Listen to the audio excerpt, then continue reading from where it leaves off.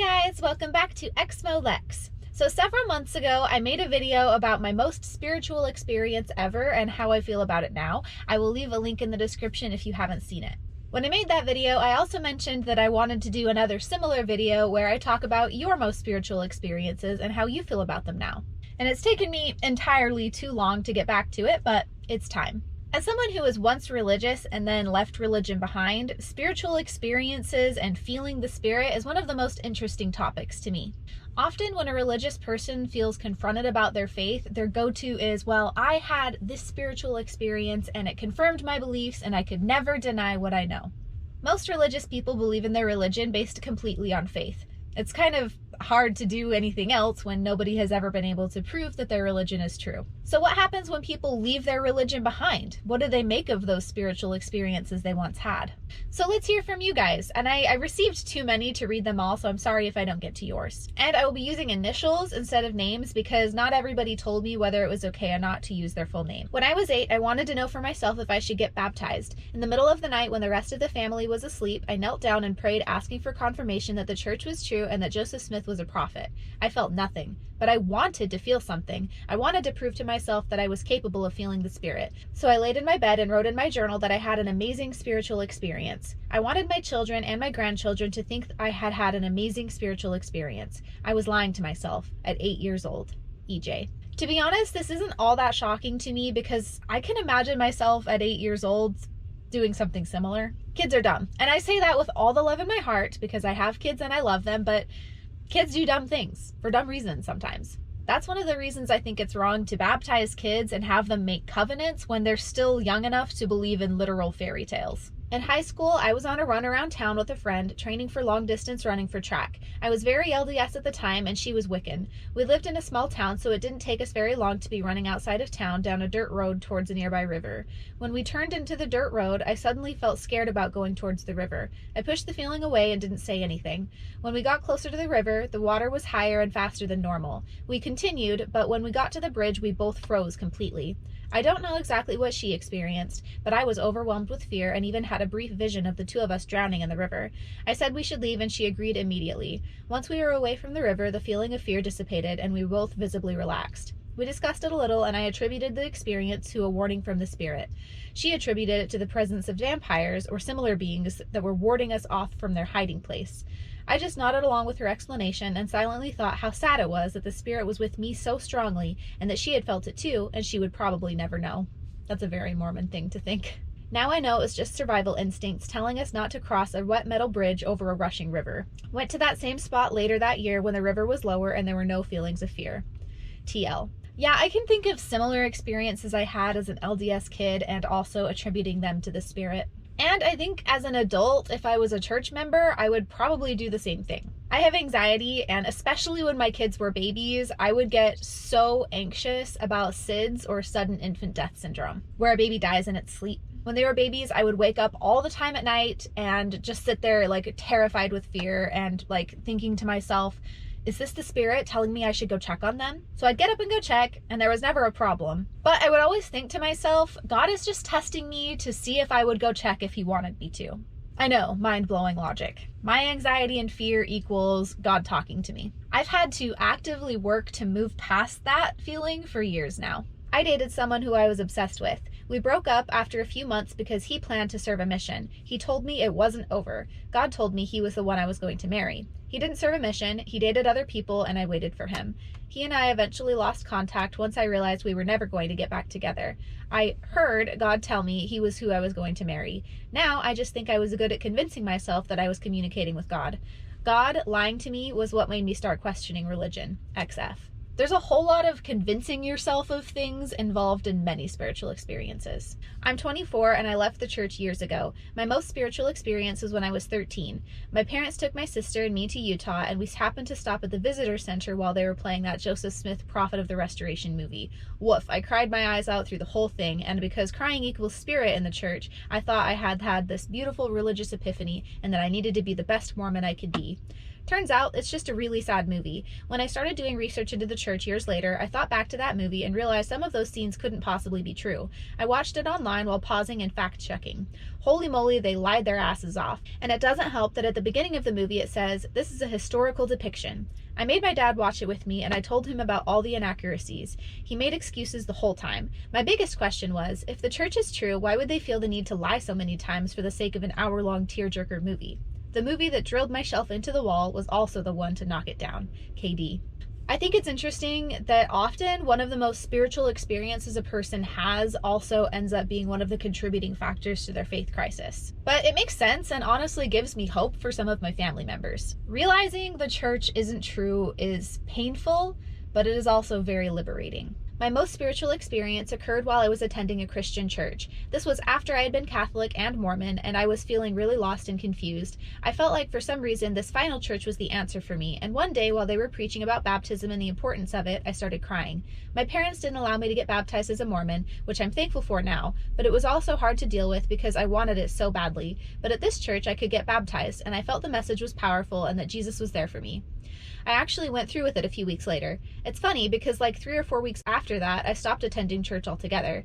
I think I just wanted attention, lol. Looking back now, I'm certain I just felt compelled to react like other members, and there was nothing spiritual about it. It's been years since I had any sort of religion in my life, and I'm so much happier without it. SS. There's definitely something to be said about feeling peer pressure and just going along with the other members of your congregation or your group when they feel the Spirit. I've often noticed that if one person cries during sacrament meeting, a whole bunch of other people will follow. I'm a post-Mormon atheist, but was very dedicated, very spiritual Mormon. As a missionary, I was in the celestial room in the temple praying that my girlfriend would wait for me when I heard an audible voice say, "She will be your wife." I was stunned. I opened my eyes to see who had spoken. No person around me had, so I concluded that God had spoken to me and made a promise. She got married halfway through my mission. Now I recognize the mind-altering state that I was in. I had been in the Missionary Training Center for over a month, an institution designed to strip individuality from your mind. I'd just been through a 2-hour thought-altering religious ritual. In addition, the human mind is a powerful thing, especially when a person desperately and sincerely wants something to be true. There was no supernatural voice, no divine promise. It was only me, my yearning desires, and the powerful, if sometimes misguided, human brain. XH. A lot of people who have a spiritual experience describe hearing an actual voice saying something to them. And to them, it's not in their head. It's like a real, tangible voice they hear with their physical ears. And like this person said, they were in a mind-altering state. It's one of the most interesting things about religions, and specifically cults. They really change the way that you experience reality. I have never been a churchy person, but I feel spiritual from time to time. Being in nature, seeing my grandchildren grow and develop, watching a child be born, I was a NICU physician, so I saw this often, and it frequently brought on tears of wonder, are a few experiences I still desire and won't relinquish. I met my wife to be in high school. She came from quite a churchy family, and she made it clear she would not date me unless I took the missionary lessons. I did. As I look back on that experience, it was quite an insult to anyone's, let alone my, intelligence. But she was one terrific person, and I do not regret sharing a good deal of my life with her before she died. So why would I join a church I already had serious questions about? Well, I avoided being baptized for many months. One day I was invited to meet an apostle. Wow, what a privilege, right? Had it been McConkie, Smith, Packer, or another apostle of similar iron rod demeanor, I suspect it would have been game over. But I met with LeGrand Richards. He was a small, bespectacled man with a quick wit and sense of honesty. He asked, and I quote, "So, you want to know if the church is true?" Well, I don't know that the church is true, not that I can prove, but I do know that when I die, if I live the teachings of the gospel, I will have led a good life. I'll remember that testimony, if you will, forever. It was honest, humble, and to the point, and it did contain an element of truth. I did join the church, and many years later married my high school sweetheart. But the trigger for my joining the church was his telling me that he did not know the church was true. Wow, I thought, if the church has many more like him, then I can probably survive and do well. There are not many like LeGrand Richards, and they stay silent in the background. Too bad. I had nothing but frustration with the attitude and actions of many. Clearly, some have sensed my need to question, to discuss, to seek the truth. After many years, my wife asked me to no longer attend church with her as she sensed my displeasure with the falsehoods and bigotry, but we stayed together, respecting one another's beliefs. I'm still a spiritual person, and that, in my mind, is very different from being churchy. MC. So this is interesting because I've actually met many people in the church who use a similar line when the church's truth is called into question. Like, rather than argue that it's true, they'll say something like, well, even if it's not, if I follow the church, I will have lived a good life. I myself have used that line in the past. My parents have used it. My grandparents have used it. It's honestly a good way to get out of questioning of the church. I believe it, but it doesn't really matter if it's true because I've been a good person. The reality is that it actually does matter, and you have a lot to lose if the church isn't true. I actually did a whole video on what the church takes from you and how it matters. I'll leave a link in the description if you're interested. Now, I saved this one for last because it's rather long and it has some elements from the other stories. As a youth in the church, I always felt that if the prophets could see Christ, why couldn't I? If the brother of Jared was permitted to see Christ, why not me? I always felt close to the veil, as if I could almost part it and get a peek inside. Pause. Okay, I've actually done a video on this because I always believed that the apostles had seen or communicated with Jesus Christ. I'll leave a link in the description to the full video, but the short version is that no, the apostles have never actually seen or directly communicated with Christ. Apostles and prophets' spiritual experiences are no different than the average member. Okay, back to the story. The spiritual feelings that came from the regular church meetings and seminary led me to my first visionary dream. I do call it visionary because, as far as I can tell, it's the same type of visionary dreams that the leaders throughout the established church have explained theirs.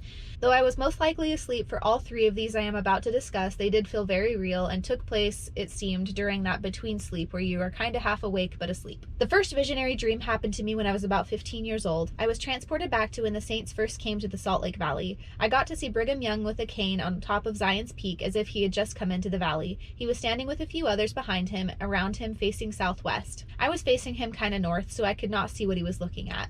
I watched his mouth speak the words, "This is the place," and himself and those around him were looking very astonished. A bright light fell upon their faces, and I was wondering what they were looking at, so I turned around to look in the direction they were looking, and I beheld a bright city with beams of light shining down on it, and heard a voice speak, "This is my new Jerusalem for the saints." It was a beautiful and bright city. I don't remember much after that, but I woke up. Wrote this down, discussed it with my bishop to see what his thoughts were, and he told me to keep sacred experiences like these sacred and quiet. Okay, pause. You'll hear this a lot in the church. Every time a parent or a grandparent told me about a big spiritual experience they had, they'd follow it up with, "I don't talk about this a lot because it's very sacred." They say the same thing about patriarchal blessings. In reality, this just prevents too many people from hearing about it, and in turn makes it so that hopefully people aren't telling about their contradictory spiritual experiences. The next visionary dream I had came a few years later. I was in a beautiful town which was very green with lots of grass and green trees. People were all in a peaceful state as if some miraculous event had just occurred. The love that was felt among everyone was very palpable. Something was in the air, a pure love. I saw people gathering and wondering what was going on. As I walked closer to the crowd, I saw him. It was my Savior Jesus Christ. He had come to this beautiful town. He had come back. I got to sit next to him. I got to look in his eyes. All that was seen was pure peace, pure love. I don't remember anything that was said, but I just remember the experience of seeing him and watching how he acted around those who had gathered to finally meet their Savior. It was quiet, it was peaceful, it was beautiful. And this one, I'm curious what Jesus in your dream looked like. Was it like blue-eyed Mormon Jesus, or was it a more realistic Jesus? The last visionary dream I had felt so real. I had just laid down to go to bed. This was about a year or two after my mission. As I laid there awake, I started to doze off, but instead of falling asleep, I realized I was taking my last breath in this life. I remember my breathing slowing down and stopping in my physical body, but no beat was lost. I immediately left my physical body and picked right back up, living the next life. I had died, but it was as if I had just transitioned from one life to the next with ease. As I was removed from my physical body, I realized I was in a new place. I was in a great hall. It was a large building I was in, and the hall seemed to continue on for long ways. As I walked the hall, there were pictures on the walls. I don't remember too much that was on the pictures anymore, but that was not really the important part I remember from this experience. As I continued down the hall, I came to a great room and saw a group of men standing around discussing something. I could not hear what it was, so I moved closer to them. As I moved closer, I realized who these men were. It was Joseph Smith, Brigham Young, John Taylor, Wilford Woodruff, etc., down to the last prophet that had passed at this time of the LDS Church. They were discussing the state of the world and the plan that was about to take place in aiding those who were righteous enough to make it back to God. Once Christ came back, a plan needed to be put in place to help minister to all the people ready to receive the gospel and help teach the gospel. This plan was the plan of the millennia, the 1,000 years of peace. I got to witness these men discuss it in front of me. These men who had all claimed to speak for God in their life. I died and I was permitted to see these prophets discuss a plan that would be put into place when Christ was ready to return. It felt so real. I woke shortly after coming back to consciousness and just laid there in awe. Until I left the church, I never discussed this with anyone. I kept it sacred next to my heart. In reality, all dreams, thoughts and ideas that entered my mind and manifested themselves in my sleep, but at the time felt so very real. E.T. So you'll notice that all of these people that have spiritual experiences or near-death experiences always see or hear things that correspond to their beliefs. For a Mormon, it's blue-eyed Mormon Jesus, or prophets like Joseph Smith and Brigham Young. For a close LDS family member of mine, it was the Mormon afterlife. But when a Muslim, Catholic, Hindu, Protestant, Buddhist, etc. have spiritual experiences, you'll notice they all correspond with those religions. If the person didn't have a belief before the experience, it'll usually always correspond with whatever the main religion is in the area they live. Spiritual experiences would be a lot more impressive if every time somebody had one, they all matched. But unfortunately for the very religious, they don't. So let me know what your thoughts are in the comments. Share your stories if you feel so inclined. Regardless of whether you're an atheist, a Christian, an ex-Mormon, a Mormon, or just spiritual, doesn't matter. Go ahead and tell us about your experiences. Remember to check out the other videos I mentioned. They are linked in the description.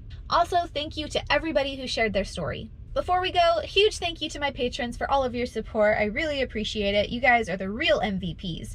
Special thank you to @Keegar and Jake Nunyabiz for supporting at the Demon tier on my Patreon. If you would like to support the channel, you can find links to do that in the description, and you can also find links for all of my other social media. Thank you guys so much for watching, and I will see you next time. Bye!